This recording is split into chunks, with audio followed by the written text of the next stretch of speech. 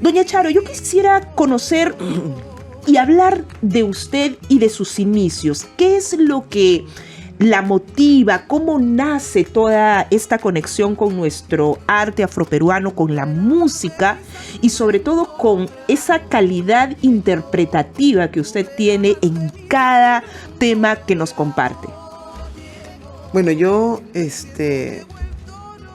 vivo en un distrito que es La Victoria, y de cuna pues, y de familia, y yo he visto mucha gente tocando la guitarra con 2 cuerdas. He visto mis tíos albañiles que volteaban el cajón donde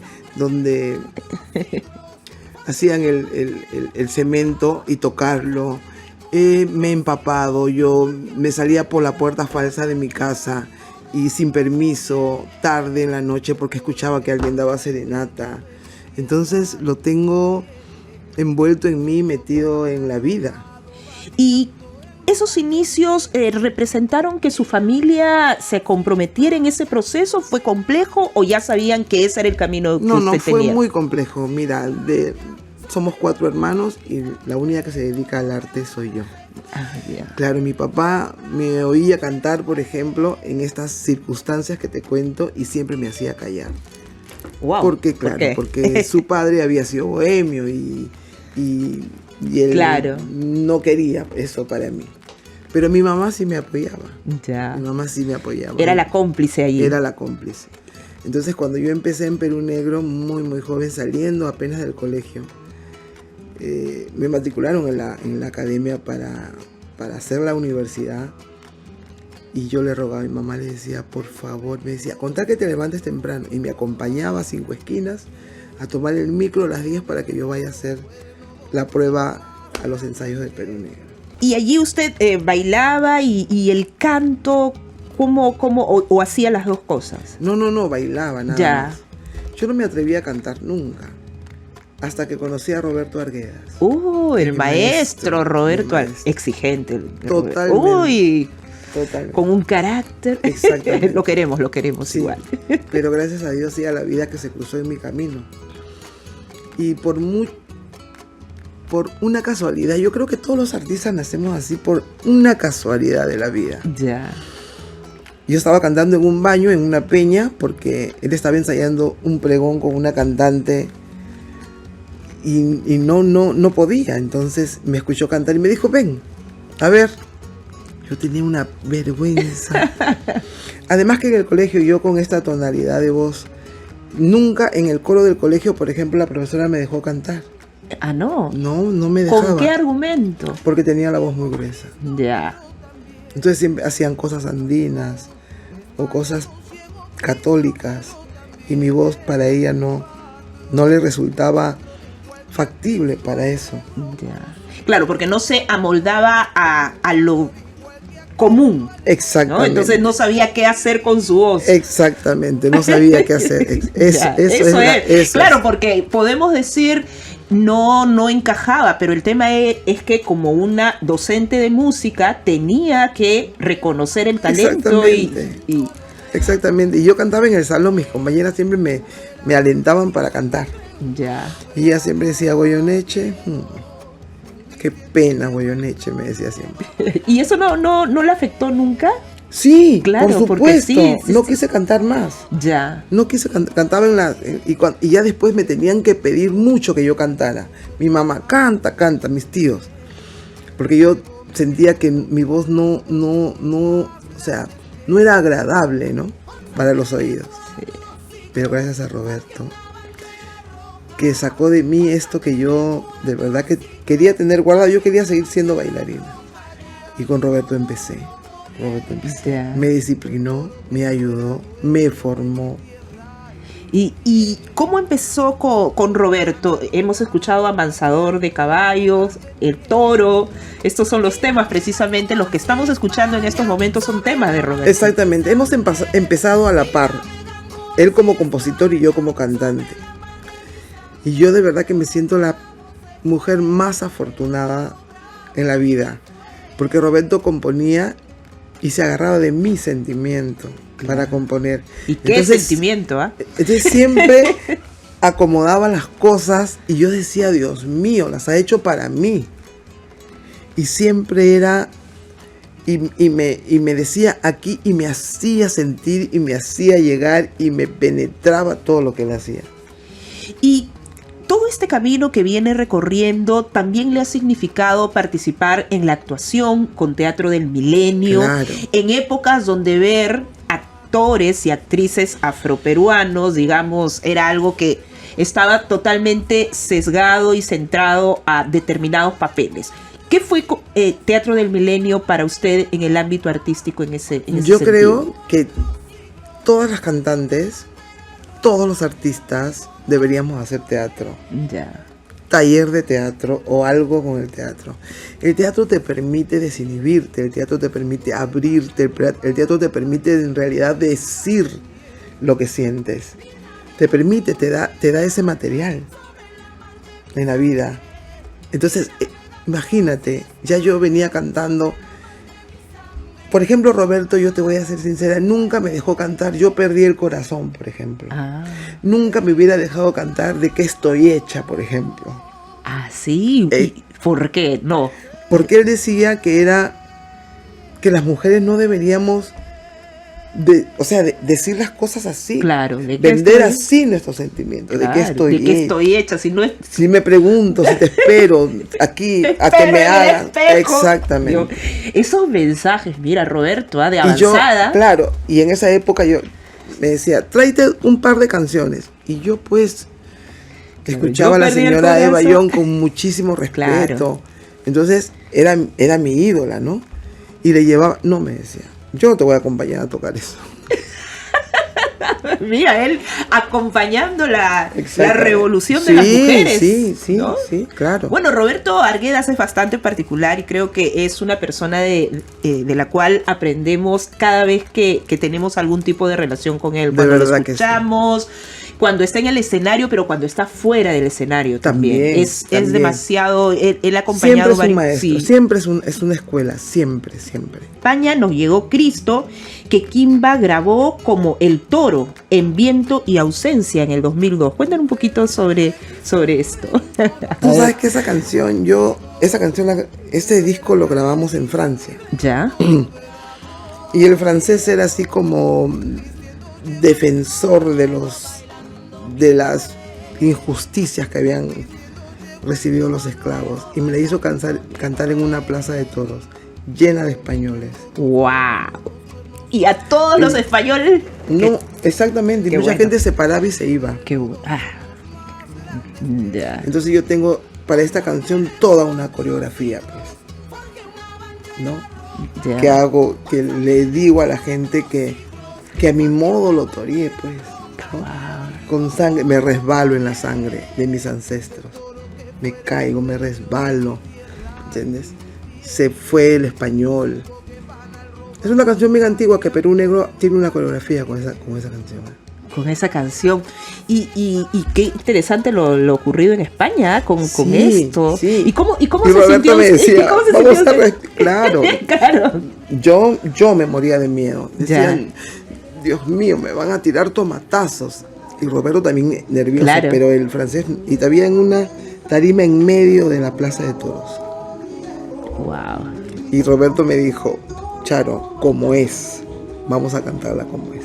¿Por qué se hace importante aún hablar y colocar un día, por ejemplo, para el análisis y la reflexión sobre la discriminación racial en el mundo, no solamente en Perú, en el mundo?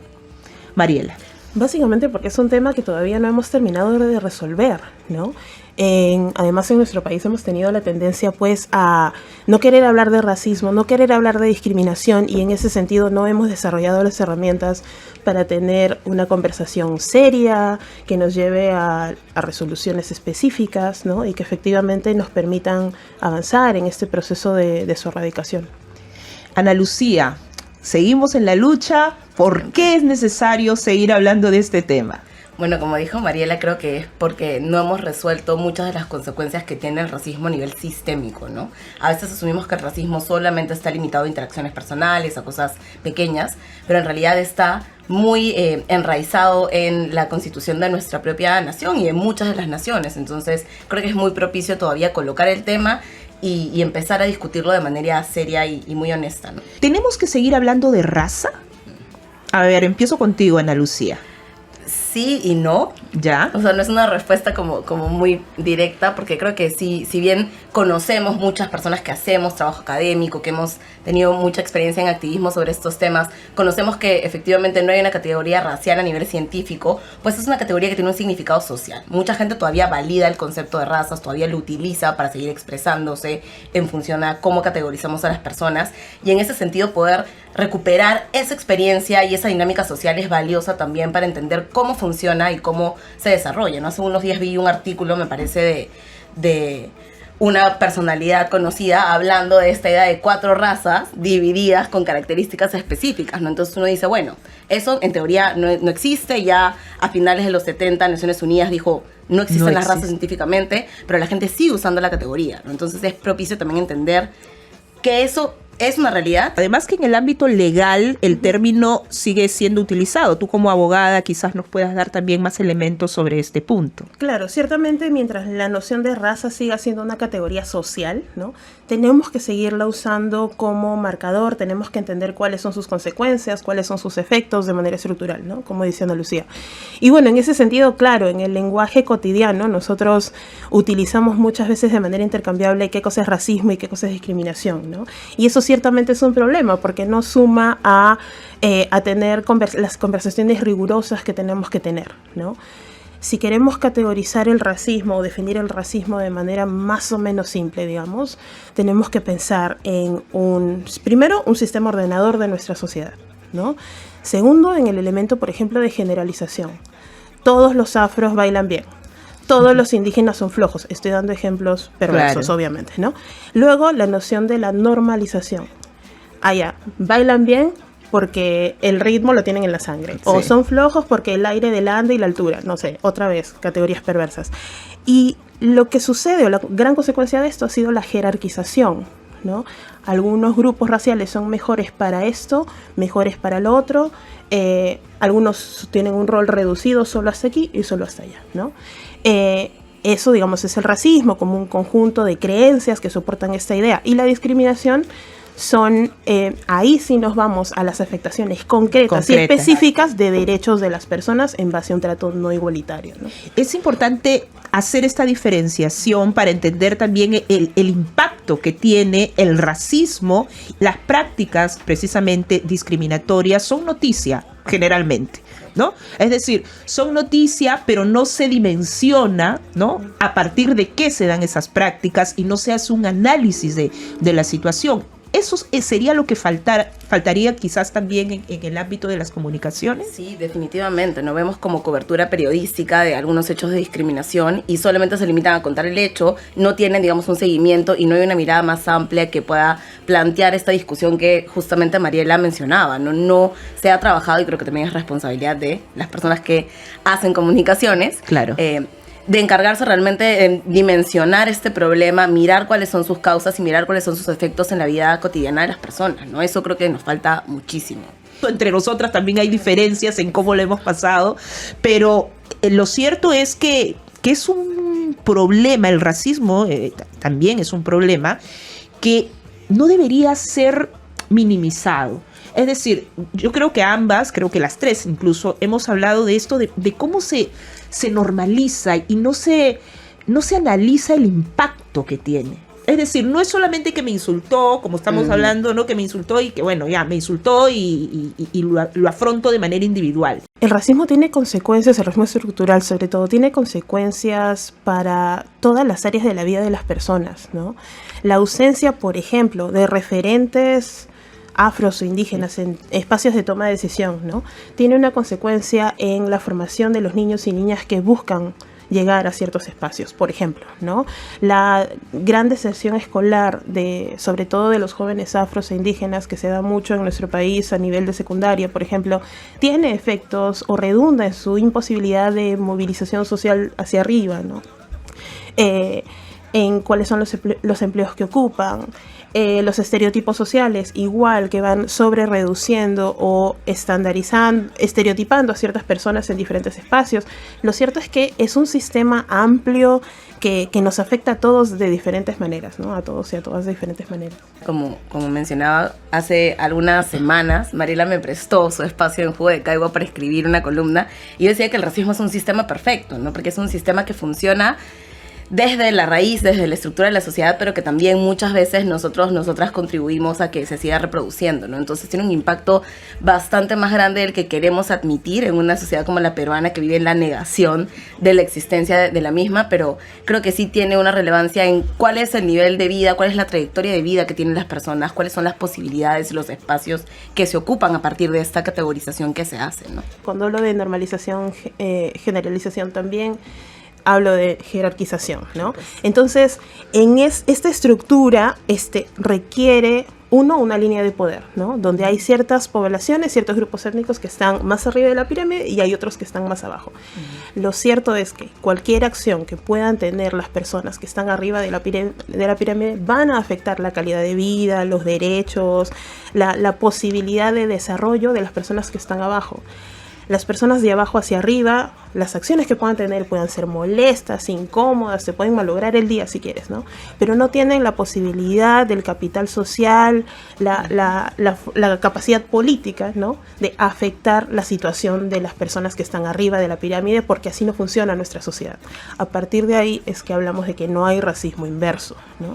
Ahora bien, y esta parte de la opinión yo sé que no es popular, pero es que la discriminación racial sí es posible para absolutamente todas las personas, porque estamos hablando de derechos, ¿no? Sí, pero el racismo de abajo hacia arriba no existe, ¿no? Me parece justo que no reconozcan que a mí también me afecta el racismo. Ana Lucía. Bueno, vamos a partir de lo que dijo Mariela. Puede ser un caso de discriminación racial, pero cuando pensamos cuál es el efecto que tiene el bullying en personas blancas y cuál es el efecto que tiene el bullying en personas afroperuanas, que termina normalmente en deserción o abandono escolar, vemos que hay una afectación real de la trayectoria de vida hacia una persona y no a otra. Ahí creo que está el tenor del asunto cuando hablamos de racismo inverso, ¿no? A mí me ha pasado que me han dicho, ay, pero a mí cuando era más joven me cobraban más en los taxis porque era blanca.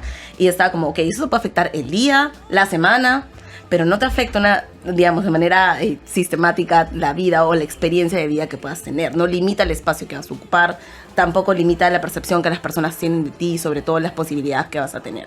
Entonces, hacia ahí tenemos que pensar, o sea, no ser tan cortoplacistas, decir esto me pasó a mí, entonces es racismo, sino tener una mirada mucho más a largo plazo. Es que este es un tema, aunque parezca, no sé, raro para nosotras quizás, muy recurrente en las redes sociales, y es el mayor ataque que se da cuando se habla de prácticas, confundiendo las prácticas discriminatorias con el racismo, ¿no? Con cómo opera el racismo. Entonces, me parecía importante.